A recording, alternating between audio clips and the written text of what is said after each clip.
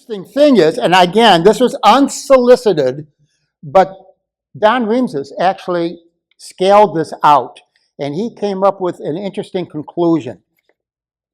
He said that if we were to expand this throughout the entire community, figuring a 75% participation, the cost for the SoliVita community would be around $38,000.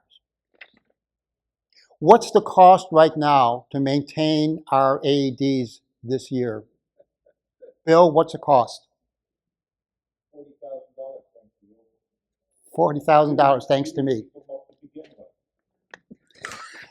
I'll let that comment just hang there for, let's like I said, but it's $40,000 on maintenance. And for $40,000, we can actually cover all of SoliVita. Now, I can also tell you, with the real estate agents, this is one of the things that they will highlight when they bring a prospective buyer in to see it come in with a village. They did this with Mira Vista. Lenny Vento was one of my heroes. He started in Mira Vista, the social club and the social activities, and the real estate agents would sell that, how actively they're involved in social activities and everything they're doing, and I'm sure that the real estate agents here would do that too. Now, the question is, and here's my last slide. Pulse Point is free, but I'm telling you, and again, I'm not trying to be sarcastic, I'm not trying to be cynical. Pulse Point is free, but it'll cost lives. We have an abysmal record. We have had 0 saves, and maybe in 10 years, 4 or 5 uses, meaning taken out of the case, including me last month. We have an abysmal record.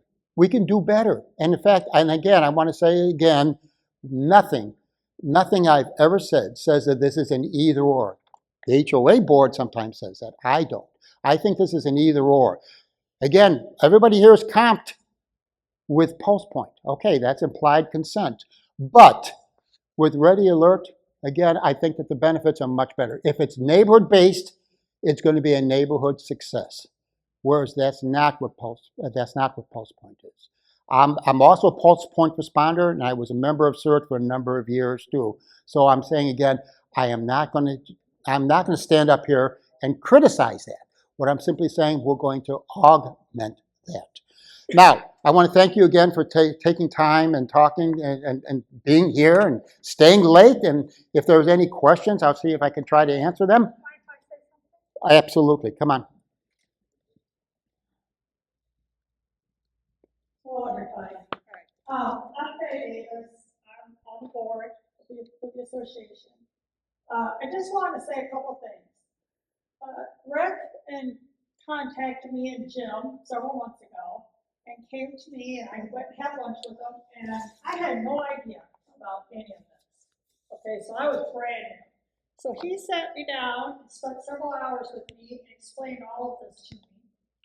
And I didn't quite understand why we're having so many problems with this, because to me, this is a no-brainer, obviously. I love SoliVita. That's why I ran for the board. That's why I try to work for the board, because this community is filled with the most intelligent, the most interesting, the most giving people around. Anyway, and I couldn't understand it because I know there's people like you, 20 people, 25 people, that would run to their neighbor if they needed help. My neighbor had a stroke a couple of years ago, and I used to go out for lunch with her every week. She can't do that anymore. We're all getting older, and we all are going to have to take care of each other. That's what matters. Now, I immediately, when I decided to support this, got a lot of pushback. Okay, a lot of pushback. There's a lot of reasons why some members of the board do not support it. And they have valid reasons. So I thought about the reasons, and then I come from a business background. So when somebody comes to me with a problem, my first instinct is to try and fix that problem. So I'm trying to figure out his problem, how to solve that, but I'm also looking from the HOA side of their reservations, which are very valid. One of the reservations is a liability aspect. Of course, being in business, I have a lot of background with liability and insurance and things like that. What I've suggested to Jim is we form a private group, a not-for-profit charitable organization. That way we can get insurance, which we met with an insurance broker. Very easy, very cheap to do. We get a gap policy with a liability umbrella, and every single responder will be added as additionally insured onto that policy. And that way, that takes any liability off of our volunteers or anyone else. So you don't have to worry about it. Now, odds of you being sued are 1,000,000 to 1, right? What? For the odds of them getting sued for this, because of the Good Samaritan program. Well, first of all, nobody's ever been sued successfully. No. Here in SoliVita, nobody's ever been sued successfully in the state of Florida. I looked this up. You want to do a Nexus Lexus, please do it. Now, let me read this because I memorized this. This is Florida Statute 768.1325, paragraph 3, section C. Let me read this to you.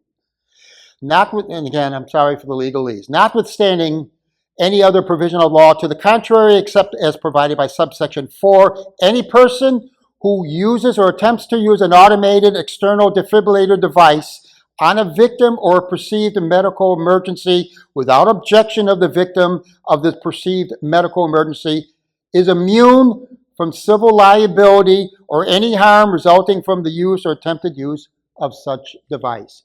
This is Florida Statute 768.1325. Let me read further because this is what I got yelled at 3 years ago. In addition, and notwithstanding other provision of law to the contrary, except as provided by subsection 4, any person who acquires this device and makes it available for use, including but not limited to a community association organized under Chapter 617, Chapter 718, Chapter 720, which is what we are, is immune from liability if the harm was not due to the failure of such person to maintain it, etc., etc. I asked several times, why do they think SoliVita is exempt from this statute? And I got yelled at, I got screamed at, I got cursed. It's not. But it's not. I have no fear of that. I'm just trying to solve a pushback. You understand what I'm saying? Somebody has said that what if they can't afford 8 hours a year? Okay, here's the solution to that. Our insurance is going to cost us about $1,000 a year to cover our program. We could easily fundraise that. I could fundraise that one night throwing party, so we all know that. Well, when we have our corporation, and we will have a board of directors, and they are going to be made up of our trainer, our leader, our accountant who will do all of our, set up our corporation and do our taxes, and we will fundraise for people who can't pay it. And those people can let us know, and we will pay it on their behalf. So, you know, whether we ever make this into an HOA, if the HOA ever decides they want to do this at a later date, which, by the way, you can always roll it into the HOA at any time, my problem is I'm not going to let them stop us from helping your neighborhood. So if we have to form our own corporation and set it up to get this group going for Verona, that's what we're going to do. And we're going to do it right away. Because I am not going to keep paying for AEDs that aren't being used. We've spent $40,000 this year. So, and nothing's getting used. And for me as a board member, that's a problem.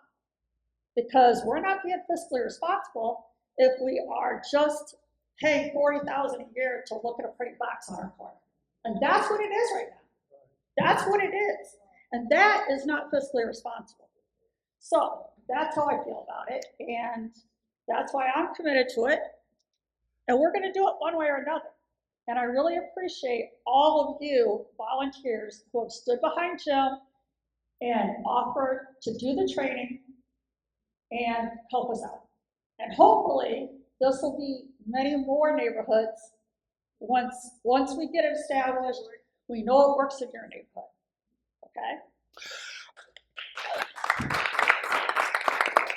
I don't believe that your chances of success should depend on the neighborhood you live in.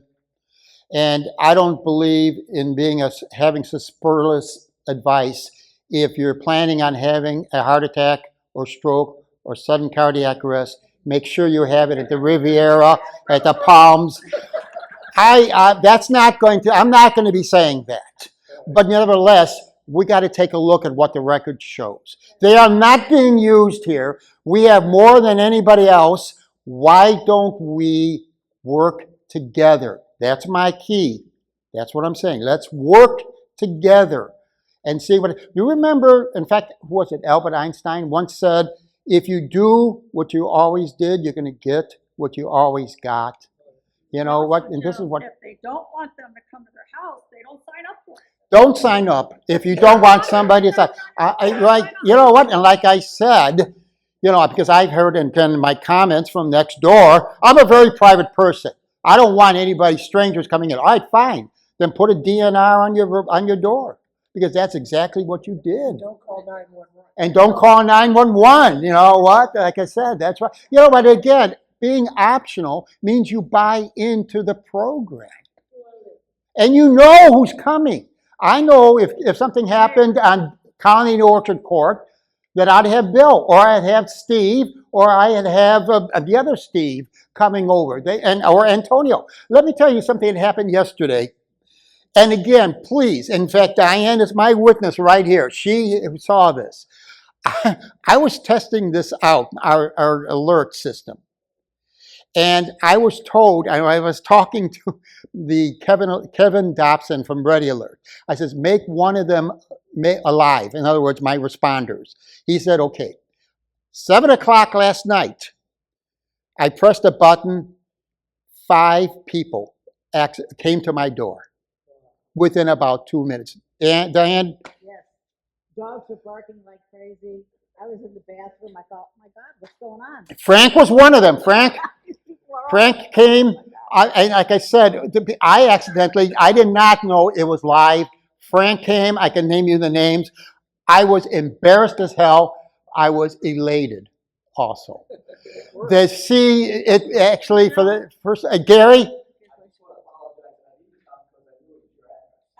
And you know what? And to be fair, I did say in an email that I was going to be testing it. I did say that. I was absolutely floored and gratified. I had 5 people come within 2 minutes. And Jim, and explain about, we're going to also provide the training. So everybody will be trained. Look, we're going to be having the CCC training. We're going to have that. So everybody's going to be trained in that. John is going to follow up after that, testing them. We're going to be evaluating them every 3 months. Yes, John? I can't, I'm sorry. You know what, John? I can't hear you over here. You have to come. Can you come up? Because we want to get you on video so everybody else can hear it. Introduce